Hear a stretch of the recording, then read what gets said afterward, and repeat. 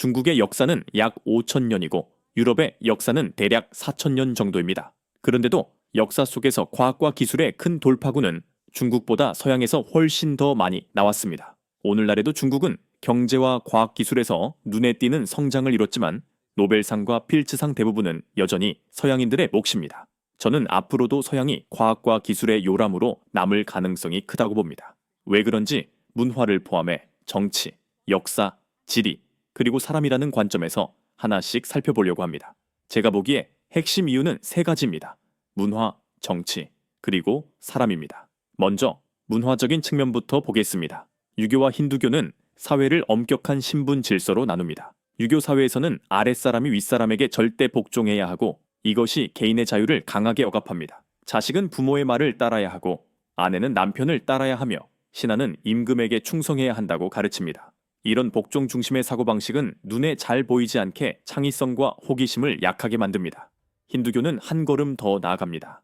어떤 계급에 태어나면 평생 그 계급에 묶여 있고 위로 올라갈 수 있는 길이 거의 없습니다. 불교는 가진 것에 만족하고 욕망에 집착하지 말라고 가르칩니다. 세상 일을 있는 그대로 받아들이라는 메시지도 강합니다. 이런 생각들은 오늘날까지도 계속 영향을 주고 있습니다.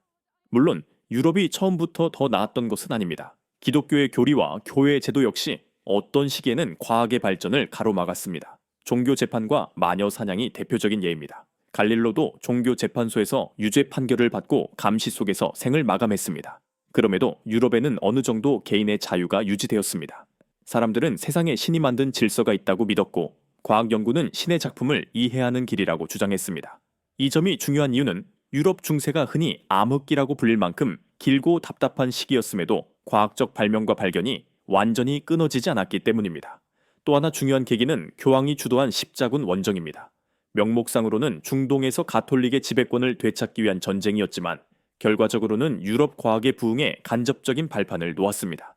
십자군 군대는 중동으로 가면서 가톨릭이 아닌 이단으로 규정된 사람들을 학살하기도 했습니다. 그런데 이런 비극적인 전쟁이 어떻게 유럽의 학문 부활과 연결됐을까요? 6세기에 무함마드가 이슬람교를 세우고 7세기와 8세기에 아랍 이슬람 세력은 중동을 장악한 뒤 이슬람을 널리 퍼뜨렸습니다. 북아프리카를 거쳐 모로코에 이르자 그들은 지중해를 건너 스페인으로 진출했고 스페인을 정복해 이슬람 세계의 일부로 편입시켰습니다. 그래서 오늘날 스페인 사람들 가운데 일부가 외모에서 아랍인과 비슷한 느낌을 주는 경우가 있다고 설명하는 주장도 있습니다. 당시 아랍 군대는 더 나아가 프랑스와 독일 방향으로 진격했지만 독일 지역에서 패배하며 서진이 막혔습니다. 만약 그때 독일 세력이 아랍의 진출을 막지 못했다면 유럽 전체가 이슬람으로 개종했을 가능성도 없지는 않습니다. 이런 역사적 흐름 때문에 지금도 유럽에는 무슬림 인구가 적지 않고 특히 스페인에는 그 흔적이 남아있다고 보는 시각이 있습니다. 아랍 세력이 스페인 등 유럽 일부를 지배하던 시기, 당시 그리스의 학문과 지식이 이 지역에 전해져 있었고 아랍 학자들은 그리스와 유럽 문헌을 아랍어로 번역해 본국으로 가져갔습니다. 이후 유럽 원본 문서들은 전쟁과 혼란 속에서 많이 사라졌습니다. 이렇게 그리스 문명이 아랍 세계에 보존되어 있었기 때문에 가톨릭 십자군이 아랍 지역으로 쳐들어갔을 때 놀라운 사실을 발견하게 됩니다. 로마 제국이 한때 파괴했던 그리스 문명이 오히려 아랍 국가들 안에서 상당 부분 보존되어 있던 것입니다. 십자군은 이런 지식과 문헌을 다시 유럽으로 가져갔고 그리스의 학문 전통은 유럽에서 부활했습니다. 이것이 르네상스의 토대가 됩니다. 르네상스는 한마디로 중세 암흑기 이후 그리스 문명의 성취를 다시 복원한 시기였습니다. 그런 의미에서 기독교는 과학 발전을 억누른 측면도 있지만 역설적으로 유럽 과학이 다시 도약하는 데에도 일정 부분 기여한 셈입니다. 두 번째는 정치입니다. 중국 역사에서 가장 위대한 군주 가운데 한 명으로 꼽히는 진시황은 아주 이른 시기에 중국 대륙을 통일하고 여러 민족을 하나의 체제 안으로 흡수했습니다. 그 이후 중국의 정치체제는 오랜 기간 중앙집권과 통일성을 유지해 왔습니다. 세계에서 가장 오래된 중앙집권 제도 가운데 하나라고 해도 과언이 아닙니다. 반면 유럽은 출발점부터 달랐습니다. 그리스 문명은 하나의 통일 국가가 아니라 수많은 도시 국가들로 이루어진 세계였습니다. 각 도시가 독립된 권력을 가지고 있었고 정치 제도도 도시마다 전혀 달랐습니다. 아테네는 일종의 민주 정치를 시행했고 스파르타는 강력한 군국 왕정을 유지했습니다. 도시 국가들은 서로 경쟁하며 싸웠고 뒤처지는 도시는 다른 도시에게 흡수되거나 멸망했습니다. 이 치열한 경쟁이 정치와 사상의 발전을 자극했습니다. 이 시기에 아리스토텔레스, 소크라테스, 플라톤 같은 철학자들과 피타고라스, 아르키메데스, 탈레스, 유클리드, 히포크라테스 같은 과학자들, 그리고 헤로도토스 같은 역사가들이 등장합니다. 9세기 전체를 놓고 보면 중국은 확실히 발전의 기관차 역할을 했고 주변에 중국과 견줄 만한 국가는 거의 없었습니다. 그래서 중국이 전성기를 누리면 조공을 바치던 제후국도 함께 번영했고 중국이 쇠퇴하면 그 나라들도 함께 무너지는 일이 반복되었습니다. 세 번째는 사람입니다. 동아시아인이 서양인보다 지능이 떨어져서 이런 차이가 생겼다고 볼 근거는 없습니다. 오히려 국제 지능 지표를 보면 동아시아 여러 나라가 상위권에 자주 오릅니다. 과학 경시 대회나 수학 올림피아드 같은 분야에서도 한국, 일본, 중국, 베트남 같은 나라 학생들이 상을 휩쓰는 경우가 많습니다. 미국 명문 대학의 성적을 비교해봐도 동아시아계 학생들이 다른 집단에 비해 뛰어난 성과를 내는 경우가 자주 있습니다. 그런데도 동아시아에서는 노벨상 수상자가 상대적으로 적습니다. 이를 두고 어떤 설명은 평균적인 지적 능력은 높지만 서양인에 비해 호기심 수준이 낮기 때문일 수 있다고 말합니다.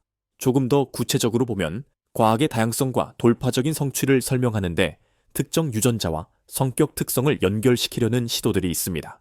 예를 들어 도파민 수용체 유전자 DRD4의 7회 반복 변이와 연관된 새로움 추구 성향, 흔히 HTTLPR이라고 부르는 세로토닌 수송체 유전자의 긴 변이형과 연관된 정서적 안정성, 그리고 오피아하렘1이라고 쓰는 뮤 오피오이드 수용체 유전자 변이와 연관된 개인주의 성향 등이 그런 예입니다.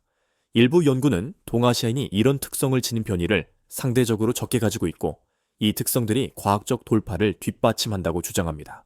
이 세 가지 특성을 하나의 틀로 묶어 각 집단이 어느 정도의 유전적 호기심을 가지고 있는지 수치화한 것이 일종의 Q지수라는 개념입니다. 연구에 따르면 지능지수와 이런 호기심 지수가 모두 인구당 노벨상 수와 관계가 있다는 결과도 제시됩니다. 대항해 시대 이전부터 서양인들이 바깥 세계를 향해 매우 강한 호기심을 보여왔다는 점을 떠올려 보면 이런 설명은 어느 정도 설득력을 얻습니다. 성공한 과학자가 되려면 새로운 것에 대한 관심이 많아야 하고 단순한 머리 회전뿐 아니라 배우고 파고드는 욕구가 함께 있어야 합니다.